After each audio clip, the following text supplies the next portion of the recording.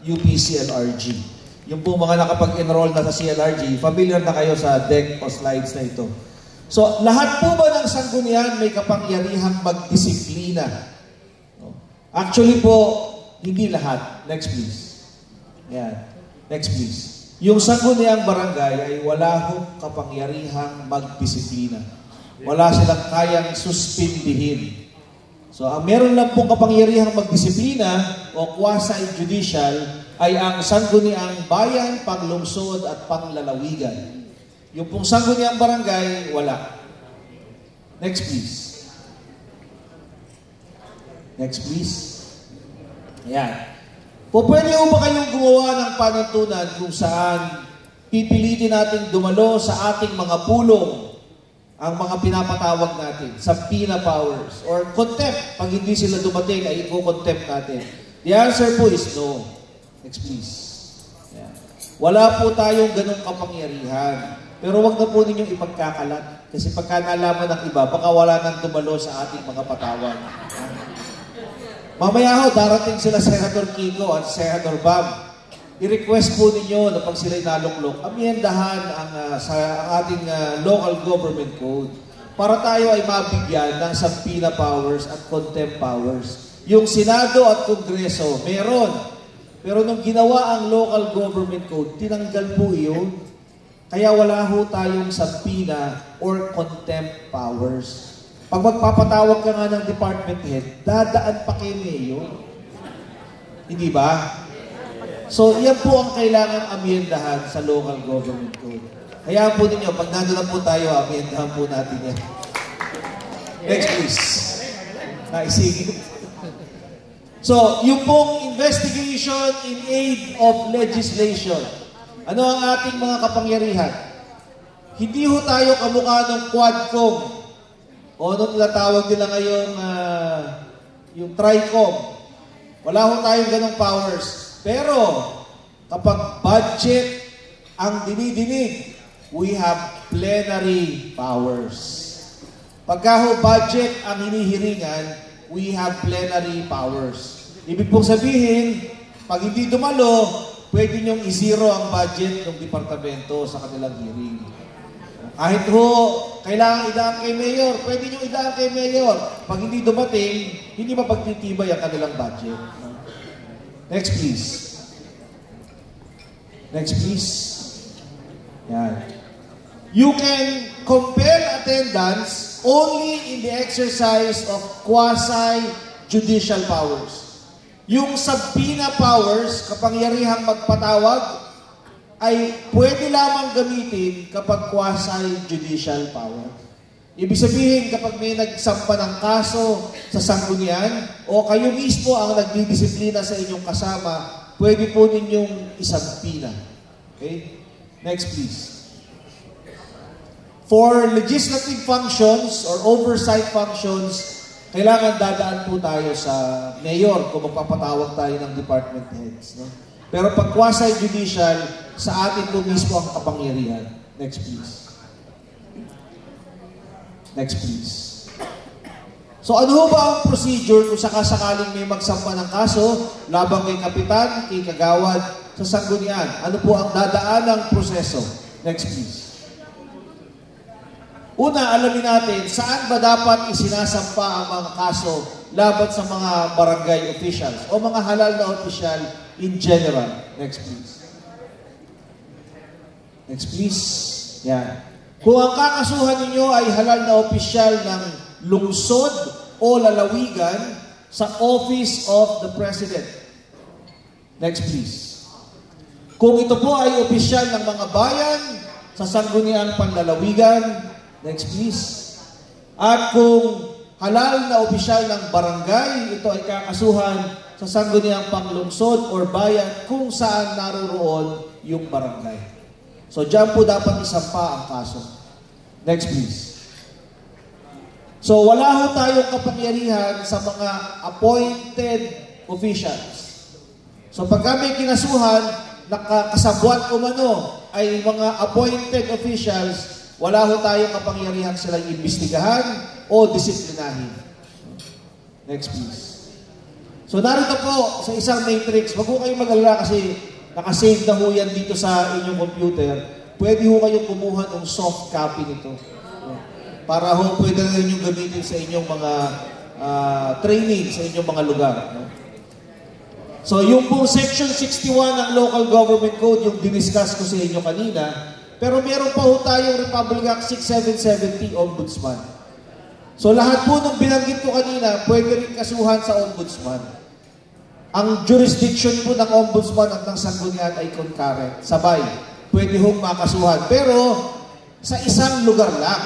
Hindi po pwedeng kinasuhan sa Ombudsman, kinasuhan pa sa Sanggunian. Forum shopping po yun. Dapat isa-isa lang. Yung po mga appointed official, dapat kasuhan sa Civil Service Commission or sa Chief Executive, kay Mayor, kay Governor, bilang sila ang mga head of office. Tapos, nandyan din po yung mga preventive suspension na pwedeng ipataw at i-discuss po natin yan mamaya. Lahat po ng sanggunian, ang pwede lamang ipataw na maximum preventive suspension 60 days. Pero ang ombudsman, pwede magpataw hanggang 6 months. Next, please. Ano ba ang mga grounds to discipline local officials? Ano yung mga pwedeng ikaso sa mga opisyal? Next, please. Sige, dire-diretsuhin po natin yan. Mahaba yung listahan. Yan ay nasa Section 16 ng Local Government Code. Take note, the list is exclusive.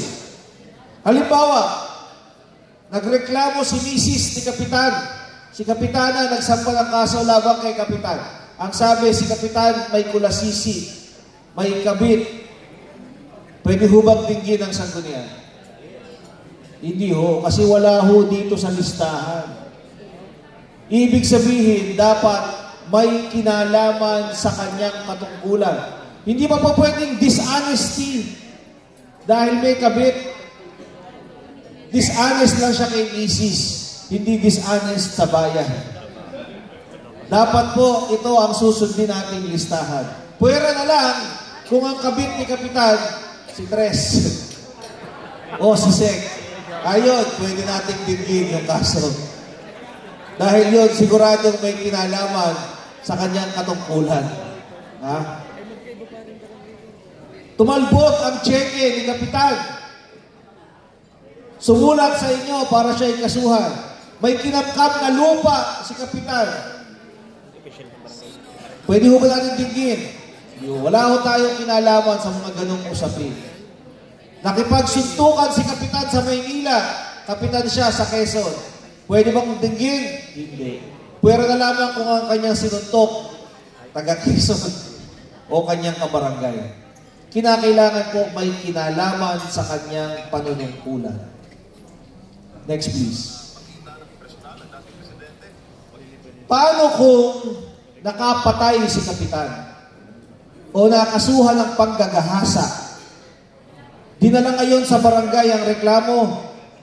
Siyempre, si Kapitan na nakaupo, walang nakinig, siya nga ang irereklamo. Dinala ngayon sa Sangguniang Bayan. Ano ang gagawin ng Sangguniang Bayan? Tignan niyo mabuti yung reklamo. Kung ang reklamo ay rape, wala tayong kapangyarihan sa rape. Criminal case ang rape. Ang meron lang tayong kapangyarihan, administrative case. So kung nagsampa na ng kasong rape sa piskalya, at ang isasampa sa atin ay administrative, pwede.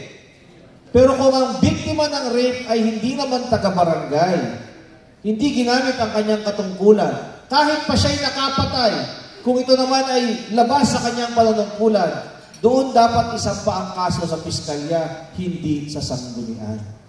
Dahil dapat may kinalaman sa kanyang katungkulan. Next, please. Next, please. Pwede ba tayong magsuspindi ng kapwa natin konsihal? Actually, marami hindi nakakaalam, pwede. Pwede niyong suspindihin ang kapwa ninyo kasangguni sa sanggunian. Next, please. Yan. Next, please. Ayan. Under Section 50 of the Local Government Code, the sanggunian can discipline its own member Pero dalawang grounds lang ang ibinibigay sa atin ng local government code. Una, disorderly behavior. At pangalawa, yung laging absent. Ilang absence ang kailangan? 4 consecutive sessions. So, pwede na. Ilang boto ang kailangan para siya ay suspendihin? 2/3 vote of all the Sangguniang members. Hindi yung 2/3 of those present, 2/3 of all the Sangguniang members. Meaning yung quorum ninyo. Quorum requirement yan. And kung may kasama kayo sa Sanggunian na na-convict for any crime involving moral turpitude, convicted, ibig sabihin, nahatulan na sa korte ng anumang krimen involving moral turpitude, yung nakakahiyang mga kaso, halos lahat naman ng kaso are offenses involving moral turpitude. Basta ang parusa ay higit sa 1 taong pagkakulong, automatic po siya ay expelled sa Sanggunian. Magkakaroon ng vacancy sa Sanggunian. Okay? Next please. So ano po yung disorderly behavior? Ang disorderly behavior, kayo ho ang magde-define. Kayo ang magde-define kung anong mga pag-uugali ang tatawagin ninyong disorderly. So ilalagay po ninyo sa internal rules. Kung ako po sa inyo, dahil kayo Vice Mayor, lawakan ninyo, broader, yung definition ng disorderly. Halimbawa, ilagay ninyo ron, pumapasok ng lasing. Hindi sumusunod sa mga panuntunan. Heckling, di ba? Out of order. O, po pwede. Po pwede gamitin disorderly behavior. And incurring unauthorized absences for 4 consecutive sessions. Ibig sabihin, sa ika-4 na absence, sunod-sunod dapat, pwede na siyang parusahan. Kung 3 pa lang, hindi pwede. Kailangan consecutive. So kahit marami siyang absence, pero tuwing 3 absence niya, sa ika-4 uma-attend na, marunong siya. Marunong siya. Alam niya na bawal yung 4 na consecutive. Can you add other grounds? No. Paano kung ibang grounds? Kung ibang grounds, doon yung sasampahan sa higher sanggunian. Okay? Higher sanggunian. Halimbawa, may isang kaso po, yung konsihal, nagpapatawag ng sarili niyang public hearing, hindi dumadaan kay Vice. Walang ibang kasama, siya lang. Pupunta rin sa isang lugar, magpapadala ng notice, magpapatawag ng public hearing, naka-live stream pa sa Facebook. Can that be considered disorderly behavior? Yes. Kinakailangan lang po pagbutuhan 2/3 ng sanggunian and he or she can be suspended. Hindi mo na kinakailangan dalhin sa higher sanggunian. That falls within disorderly behavior. Next please. Halimbawa, si ABC. Si ABC ay nakaupo bilang konsihal ng bayan ex officio. Tama? Diba? Saan dapat isampa ang kaso labang kay ABC? Sa Sangguniang Bayan o sa Sangguniang Panlalawigan? Actually, sabi ng DILG sa Sangguniang Bayan. Dahil kapitan pa rin siya. Bagamat siya ay nakaupong konsihal ng bayan, ex-officio lang siya. Hindi nawawala yung kanyang pagiging kapitan. Kaya pag siya ay kinasuhan, dapat kasuhan siya sa sanggunian kung saan siya kapitan. Next please. Next please. Paano si SK? Si SK, nakaupo sa Sangguniang Bayan bilang SK. Konsihal siya ng bayan. Saan siya dapat kasuhan? Sabi ng DILG, doon pa rin sa lugar kung saan siya SK. Hindi sa panlalawigan. Doon pa rin sa Sangguniang Bayan or paglungsod kung saan siya nanunungkulan. Kahit nakaupo siya bilang konsihal ng bayan. Kasi ex-officio lang sila.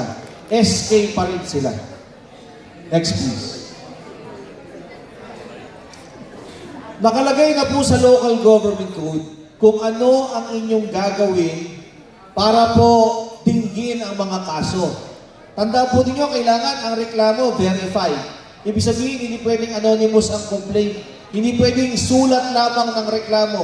Kailangan po merong notaryo at merong verification. Iba ho yung notaryo sa verification. Yung verification, yun yung sinasabi ng complainant, ako, ay nagsasaad ng reklamo laban kay at pinatototohanan ko ang lahat ng sinasabi ko dito. Bakit kailangan verify? Kasi kung hindi totoo ang kanyang sinabi, pwede siyang makasuhan ng perjury. Okay? So pag kailangan po ng reklamo, kailangan bang magpatawag ng hearing? Hindi ho kailangan ng hearing sa administrative cases. Sa local government code, naka-enumerate po, naka-specify kung ano-ano yung mga kailangan ng hearing.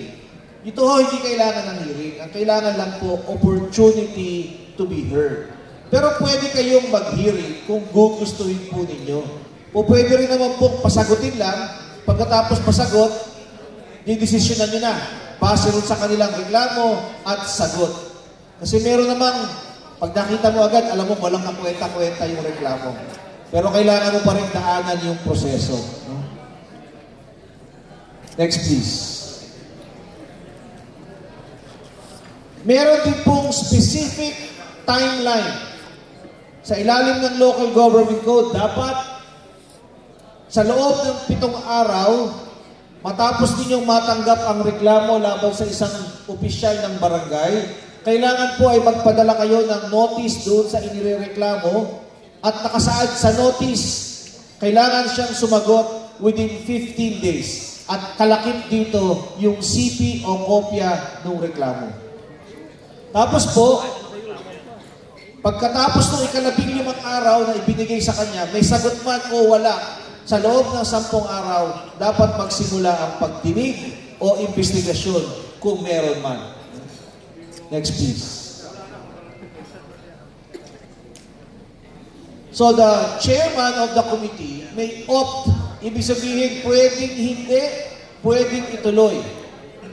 May nagtanong, hindi ba nakalagay sa local government code na ang akusado o respondent ay may karapatang makaharap ang nag-aakusa sa kanya? Yes, tama po yun. Kaya nga siya ay binibigyan ng pagkakataon na sumagot.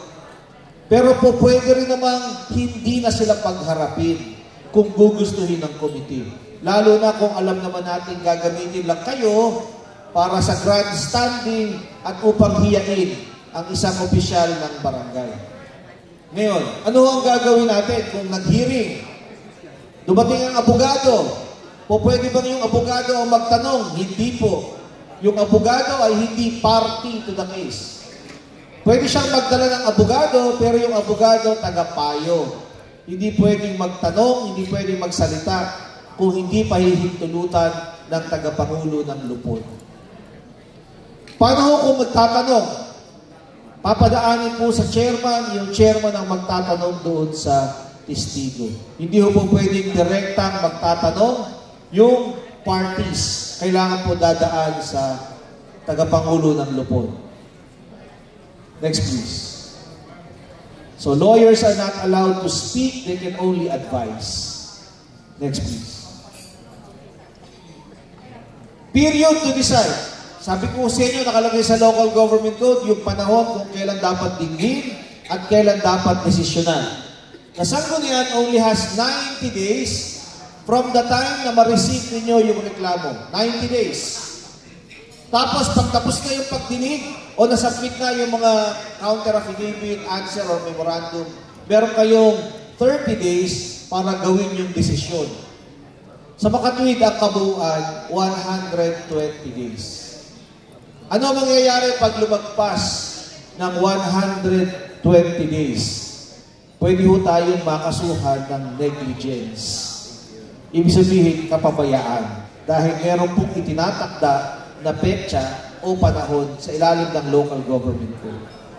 Next, please. Ano ho ang mangyayari doon sa desisyon? Yung desisyon po ay ulat. Ulat ng lupon. Meron pong lupon na dumidinig, gagawa siya ng kanyang desisyon. Yung desisyon, tulad ng anumang ulat, ay iuulat sa ikalawang pagbasa. Doon po nakalagay sa inyong agenda, decisions in administrative cases. So doon po niya iuulat. Bakit po kailangan iulat? Kasi ho yung lupon, hindi ang buong sanggunian. Sa makatwid, maaaring may miyembro ng sanggunian na hindi miyembro ng lupon. Kaya maaari pong doon sa plenary, sa sesyon, pagka ito iniulat, magtatanong siya at po pwede siyang tumutol or magmungkahi ng susub, amendment. O pwede sabihin niya, ang penalty masyadong malaki, masyadong matagal ang parusa. Pwede bang instead of 6 months, gawin natin 2 months na lang? So pwedeng gawin yun during the ulat at rekomendasyon ng lupon sa ikalawang pagbasa. Pagkatapos po itong pagbutuhan ng sanggunian at napagtibay, yung pong napagtibay na yon ay kakatawanin ng isang resolution. A resolution adopted. So isang kapasyahang pinagtitibay yung rekomendasyon ng lupon na suspindihin si Kapitan sa kasong gano'n. Yan. So yun po yung resolution. Next please. O pwede ba tayo mag-suspend ng secretary o treasurer? The answer is no. Ang may kapangyarihan lamang po sa mga appointed officials ay ang head of office.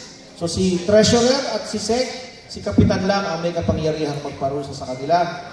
At yung mga opisyal naman ng munisipyo, ang pwede lang magparusa ay si mayor o ang Civil Service Commission. Next please.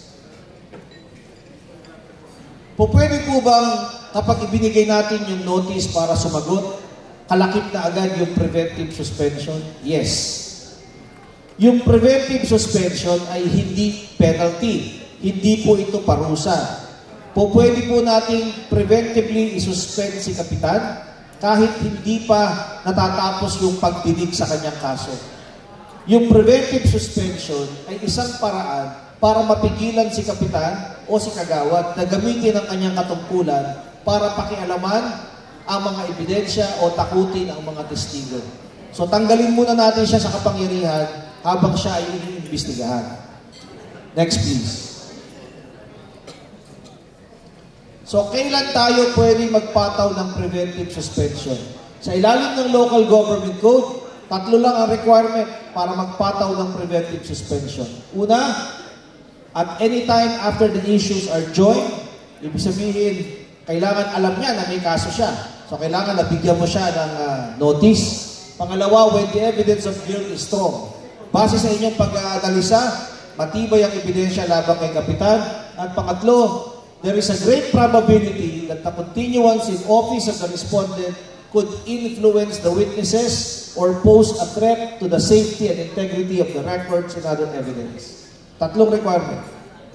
Matapos na siya mabigyan ng notice, mabigat ang ebidensya laban sa kanya, at pangatlo, kung hindi mo siya aalisin sa pwesto pansamantala, maaaring mapakialaman niya ang mga ebidensya o matakot niya ang mga testigo laban sa kanya.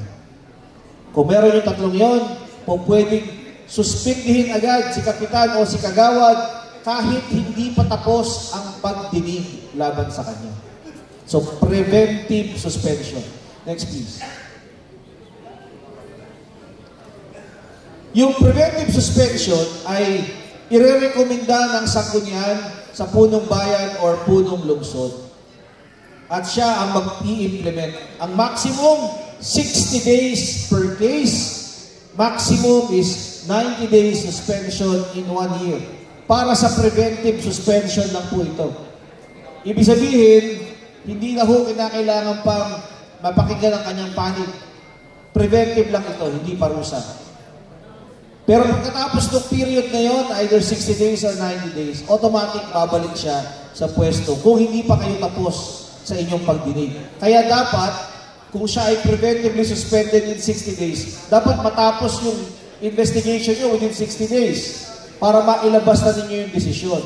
At kung ang desisyon ninyo ay suspension, hindi yung kasama yung preventive. Panibago na naman po yung suspension na yun, this time as a penalty. So maaaring 60 days na siyang preventively suspended.